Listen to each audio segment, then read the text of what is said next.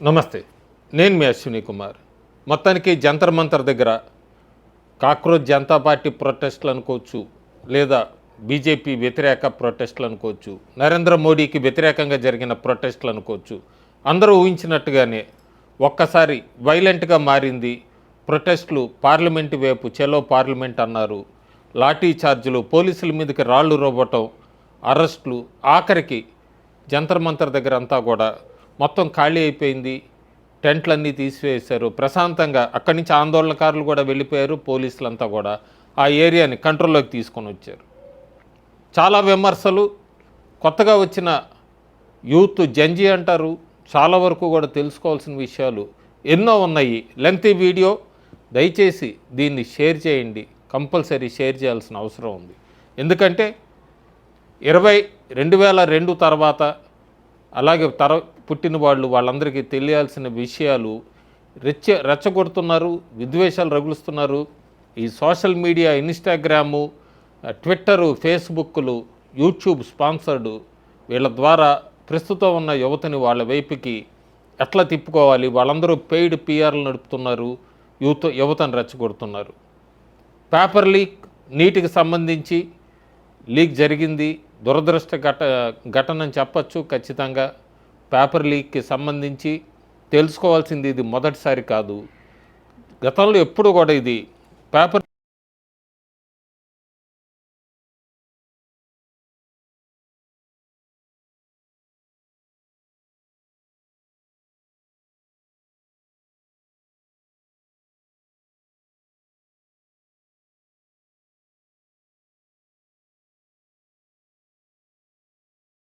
ఆ కాక్రోచ్ అన్న పదం కూడా బీజేపీ వాళ్ళు తీసుకొచ్చింది కాదు. ఒక సుప్రీంకోర్టు న్యాయమూర్తి వాళ్ళు ఉద్దేశించి మాట్లాడుతూ దాని గురించి అన్నారు. అది కూడా మోడీయే తీసుకొచ్చాడంటూ ఏదైనా ఒక కారణం వెతుక్కొని జంతర్ మంతర్ దగ్గర ప్రొటెస్టులు కూర్చున్నారు. ప్రొటెస్టులు కూర్చున్నప్పుడు అభిజిత్ దీప్కే ఈ ప్రొటెస్టులు మొదలు పెడుతున్నప్పుడు సడన్గా ఫ్రేమ్లోకి సోనం వాంగ్చుక్ వచ్చాడు. ఆయన నేను హంగర్ స్ట్రైక్లో కూర్చుంటున్నానని చెప్పాడు. ఈయనకి అందరూ మద్దతు, ముఖ్యంగా కాంగ్రెస్ నాయకులు అందరూ కూడా వెళ్ళి పరామర్శించటం, ఆయనకు మద్దతు అని చెప్పడం. బాగా గుర్తుపెట్టుకోవాలి, ప్రస్తుతం ఉన్న యువత ఇదే కాంగ్రెస్ పార్టీ 2007లో సోనం వాంగ్చుక్ ఒక ఉత్తరం రాసింది. నీకు చైనాతో లింకులు ఉన్నాయి, నువ్వు భారతదేశానికి వ్యతిరేకంగా చాలా యాక్టివిటీస్లో పాల్గొంటున్నావు, ఇవంటూ కూడా కాంగ్రెస్ పార్టీ 2007లోని సోనం వాంగ్చుక్ని ఉద్దేశించి రాసినప్పుడు మరి అదే కాంగ్రెస్ పార్టీ ఈరోజు సోనం వాంగ్చుక్కి ఎట్లా మద్దతు ఇస్తుంది ఏంటి అనేది వాళ్ళే చెప్పాలి, కాంగ్రెస్ నాయకులే. ఎందుకంటే వాళ్ళే సోనం వాంగ్చుక్ని యాంటీ నేషనల్ అన్నారు. ఇంకా సోనం వాంగ్చుక్ నిరాహారదీక్ష చేస్తుంటే విదేశాల్లో టూర్లో ఉన్న రాహుల్ గాంధీ ఒక ట్వీట్ పెట్టారు. అట్లాగే భారతదేశానికి వచ్చి కూడా ఒక ట్వీట్ పెట్టారు. మోడీ ప్రభుత్వం అంతా కూడా అసత్యాల మీద, హత్యల మీద నడుస్తుంది అంటూ కూడా ఆ హంగర్ స్ట్రైక్ను ఉద్దేశించి పెట్టిన ట్వీటు ఇదే రాహుల్ గాంధీ లోక్సభలో 2012లో మాట్లాడుతూ A process divorced from the machinery of an elected government that seeks to undo the checks and balances created to protect the supremacy of parliament of this house sets a dangerous precedent for our democracy. Today the proposed law is against corruption. Tomorrow the target may be something less universally heralded. It may attack the plurality of our society and our democracy. ఈ డెమోక్రసీకి పెద్ద danger ఈ hunger strike, ఇదంతా కూడా అని ఆయన మాట్లాడిన video ఒకసారి మీకు ప్రజెంట్ చేస్తున్నా, గుర్తుపెట్టుకోవాలి. రాహుల్ గాంధీ ఏం మాట్లాడాడు లోక్సభ సాక్షిగా అన్నది. గత 24 సంవత్సరాలుగా నరేంద్ర మోడీ ముఖ్యమంత్రిగా ఉన్నప్పటి నుంచి మోడీని తొలగించండి అన్న గొంతులే 2026లో కూడా జంతర్ మంతర్ దగ్గర మనకు వినబడుతున్నాయి. మోడీ ముఖ్యమంత్రి నుంచి ప్రధానమంత్రి దాకా వెళ్ళాడు, అయినా ఈ గొంతులు ఆగట్లేదు. పూర్తిగా మనం ఉదాహరణకి ఒకే ఒక్క షబనాజ్ మీ లాంటి వాళ్ళని తీసుకుంటే 2002లో మోడీని తొలగించండి ముఖ్యమంత్రిగా అన్న వాళ్ళు తర్వాత 3 సార్లు ప్రధానమంత్రి అయ్యాడు. మర్చిపోకూడదు ఇవన్నీ కూడా. నీట్ ప్రొటెస్ట్తో మొదలైన ఉద్యమం, స్టూడెంట్స్కి అన్యాయం జరిగిపోతుందని చెప్పిన నాయకులు, అక్కడ స్టూడెంట్స్ కనబడింది లేదు. అక్కడ కనబడిన వాళ్ళందరూ కూడా పూర్తిగా ఎస్ఎఫ్ఐ, జేఎన్యూకి సంబంధించిన వాళ్ళు, కమ్యూనిస్ట్ పార్టీలకు సంబంధించిన వాళ్ళు, ఆమ్ ఆద్మీ పార్టీకి సంబంధించిన వాళ్ళు, వీళ్ళ ముసుగులో స్టూడెంట్స్ అని చెప్పి అక్కడికి వచ్చి వాళ్ళు ఇచ్చిన స్లోగన్స్ ఏంటి? ధర్మేంద్ర ప్రధాన్ రాజీనామా చేయాలని మొదటి రోజు మొదలుపెట్టిన వాళ్ళు ఆఖరికి ఆ టర్న్ ఎట్లా తీసుకుందంటే, ఆర్టికల్ 370ని రెస్టోర్ చేయండి, మళ్ళీ ఉమర్ ఖలీద్ లాంటి వాళ్ళని విడుదల చేయండి, లార్డ్ రామా గురించి వాళ్ళు వ్యంగ్యంగా మాట్లాడడము, ఆర్ఎస్ఎస్ని బ్యాన్ చేయమంటాం, బ్రాహ్మిన్స్ జీనోసైడ్ గురించి మాట్లాడడం, కాశ్మీర్ని ఫ్రీ అంటాం, ఉత్తరప్రదేశ్ ఎలక్షన్ల గురించి ఎత్తటం, మోడీ రాజీనామా చేయాలంటాం, ఆఖరికి ఎఫ్సిఆర్ఏ బిల్ని కూడా స్క్రాప్ చేయమంటాం. టర్న్ అంతా ఎటువైపు తీసుకుందో భారతదేశ ప్రజలందరూ కూడా చూశారు. జంతర్ మంతర్ దగ్గర ఈ ప్రొటెస్ట్ అంతా కూడా పూర్తిగా సోషల్ మీడియాలో ఫాల్స్గా స్ప్రెడ్ చేయటం.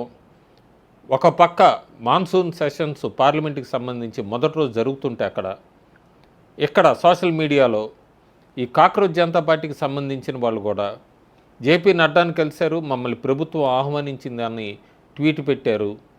ప్రభుత్వం ఆహ్వానించలేదు, వీళ్ళే నడ్డాని కలవటానికి రిక్వెస్ట్ చేస్తే నడ్డా పర్మిషన్ ఇచ్చాడు కలవటానికి. కానీ అక్కడ కూడా వీళ్ళు ఫాల్స్ ఎలిగేషన్స్ ఇదంతా కూడా పూర్తిగా రిజైమ్ చేంజు, బంగ్లాదేశ్లో అల్లర్లు, నేపాల్ లాంటి అల్లర్లు ఇలాంటివి సృష్టించాలనుకున్నారు. సోషల్ మీడియాలో ఉదయం నుంచే ఒక 12 ఏళ్ల బాలికని కొట్టేసినట్టుగా పోలీసులు లాఠీచార్జ్ చేసినట్టు 40-50 మందికి కాళ్ళు చేతులు విరిగినట్టుగా ఈ సౌరవ్ దాస్ లాంటి వాళ్ళందరూ హోటల్ రూమ్లో కూర్చొని సోషల్ మీడియాలో ఫాల్స్గా స్ప్రెడ్ చేశారు. పోలీసులు చాలా క్లియర్గా చెప్పారు, పర్మిషన్ లేదు చెలో పార్లమెంట్కి అని, ఇల్లీగల్ ప్రొటెస్ట్ అన్నారు. అయినా కూడా పెద్ద ఎత్తున తరలివచ్చారు. వాళ్ళు వచ్చిన వాళ్ళందరూ కూడా స్లోగన్స్ అంతా పార్లమెంటుని విధ్వంసం చేస్తాము, నేపాల్ లాగా చేస్తామని స్లోగన్స్ ఇవ్వటము,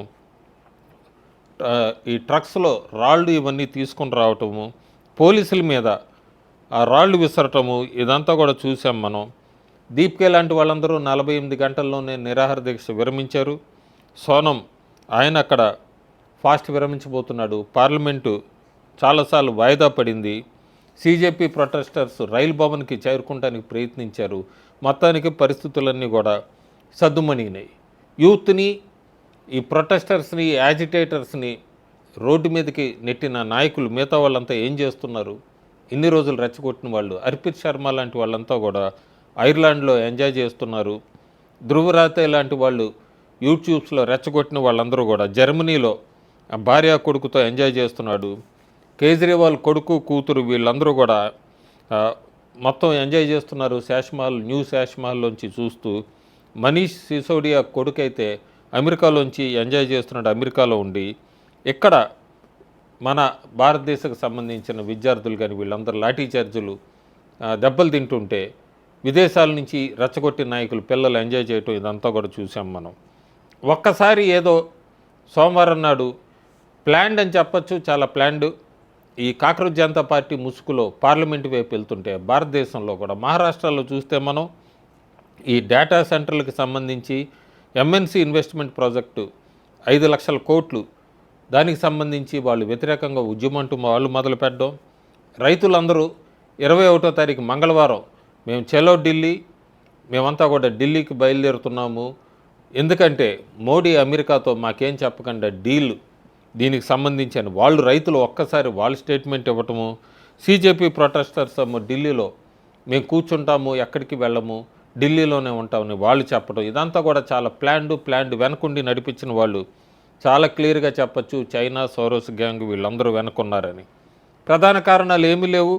భారతదేశం వేగంగా ఆర్థికంగా అభివృద్ధి చెందుతోంది.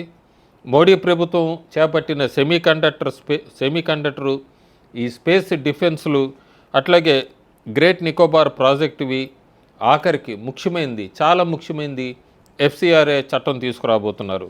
చాలామంది అడగచ్చు ఈ చైనా సోరోస్ గ్యాంగ్ వెనుకుంటే రాహుల్ గాంధీ ఎందుకు నాయకత్వం వహించట్లేదని. సమాధానం చాలా సింపుల్గా చెప్పచ్చు మనం. ప్రతి పాత్ర వాళ్ళు చెప్పిన స్క్రిప్ట్ ప్రకారమే వేదికపైకి వస్తూ ఉంటుంది. రాహుల్ గాంధీ ప్రవేశం తర్వాత సన్నివేశాల్లో ఉంది, మనం చూడబోతున్నాం. ప్రస్తుతం దేశవ్యాప్తంగా 100 ఇలాంటి నిరసనలు ప్లాన్ చేశారు, రాబోతున్నాయి కూడా. పూర్తిగా స్వతంత్రం కనిపిస్తే పైకి, కానీ వెనకాల వ్యక్తులు మోడరేటర్లు, కోఆర్డినేటర్స్ వీళ్ళు చాలామంది ఉన్నారు. క్లైమాక్స్లో ప్రభుత్వం కనుక వారి ప్లాన్ని ఆపకపోతే అన్ని గ్రూపులు కలిసి రాహుల్ గాంధీని నాయకుడిగా చేస్తాయి. ఇది మనం ఈ ఉత్తరప్రదేశ్ ఎన్నికల ముందో లేదా లోక్సభ ఎన్నికల సమయం ముందో ఖచ్చితంగా మనం చూడబోతున్న ఈ ఫ్రేమ్ని. చాలా పెద్ద ప్లాన్ చేశారు. సోషల్ మీడియాలో ఎట్లా అంటే ఒక్క చావు కావాలి, ఒక్కళ్ళు చనిపోతే చాలు, ఒక్క చావు మాత్రమే మనం కోరుకుంటున్నాం అంటూ CJP ప్రొటెస్టర్స్ సోషల్ మీడియాలో ఫుల్ సర్క్యులేట్ చేశారు. విదేశీ హ్యాండ్లర్లు వీళ్ళందరూ కూడా, రాజకీయ నాయకులు కూడా ఈరోజు కావాలనుకున్నది ఇదే.